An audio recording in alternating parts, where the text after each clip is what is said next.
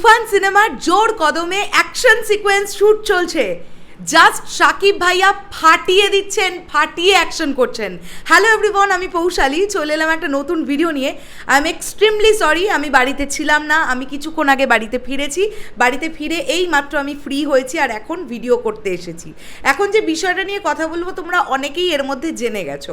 দেখো, প্রথমেই তো একটা বিষয় বলে দিই যে আমি যেটা জানতে পেরেছিলাম যে তুফান টিম চেন্নাইতে গেছে, তো তার পর মুহূর্তে আমি জানতে পেরেছি যে তুফান টিম কলকাতায় আছে। কিন্তু যখন আমি জানতে পেরেছি তুফান টিম কলকাতায় আছে, সেটা তোমাদের সঙ্গে শেয়ার করিনি, কেননা অনেক সময় অনেক কিছু কি হয় জানো তো, অনেক আপডেট থাকে, আসলে সব আপডেট সব সময় ভিডিও করে বলার পারমিশনটা থাকে না। কিন্তু আজকে যখন আমি দেখলাম বিষয়টা পাবলিশ হয়েই গেল, তাহলে আর আমার বলতে বাধা কিসের। তুফান টিম কিন্তু ইতিমধ্যে কলকাতায় অবস্থান করছেন এবং আগামী কয়েকটা দিনের মধ্যেই তারা হায়দ্রাবাদ রামোজি ফিল্ম সিটিতে চলে যাবে।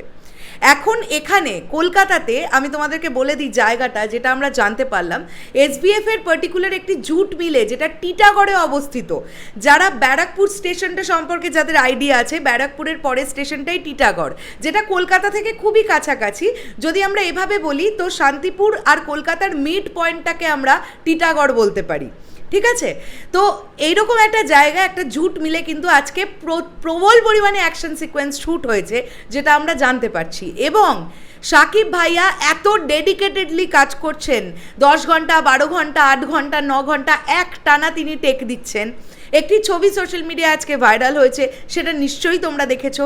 সেখানে যাদেরকে আমরা দেখতে পাচ্ছি ওই ছবিটার মধ্যে, তাদের কস্টিউম দেখেই আমরা বুঝতে পেরেছি যে বেশ ভালো, কিন্তু সুন্দর সুন্দর ইনস্ট্রুমেন্ট বা যদি আমরা বলি প্রপস, যেগুলোকে আমরা বলি, সুন্দর একদম জেনুইন লাগছে দেখতে, খুব সুন্দরভাবে গুছিয়ে কিন্তু বিষয়টাকে করা হচ্ছে। তো তাহলে কি অ্যাকশন সিকোয়েন্সটা মোটামুটি কলকাতাতেই কমপ্লিট করে তুফান টিম হায়দ্রাবাদ রামোজি ফিল্ম সিটিতে যাচ্ছে? সেখানেও তো সেট নির্মাণের বিষয়পত্রগুলো হয়ে আছে, আমরা জানতে পেরেছি। তো কমপ্লিট অ্যাকশন এখানেই শ্যুট নাকি ওখানে গিয়েও শ্যুট আছে, এটা কিন্তু এখনও জানি না। তবে এখনও কিন্তু তুফান ছবিতে নায়িকা কিন্তু এখনও অংশগ্রহণ করেনি। আমি এটুকুও তোমাদেরকে বলে দিলাম যে মিমি চক্রবর্তী কিন্তু এখনও পর্যন্ত কলকাতাতেই আছেন, স্বাভাবিক, তারা কলকাতাতেই সকলে থাকেন, কিন্তু তুফান টিমে এখনও কিন্তু যোগদান করেননি। তার শ্যুটিংয়ের মানে সিচুয়েশনটা কিন্তু এখনও আসেনি, তার তো কিন্তু এখনও কল ডেট পড়েনি শুটিংয়ের জন্য, তুফানের জন্য। তো পার্টিকুলার কলকাতাতে মিমি চক্রবর্তীর কোনো শ্যুট আছে নাকি মিমি চক্রবর্তীর সমস্ত পোর্শনটাই হায়দ্রাবাদে হবে?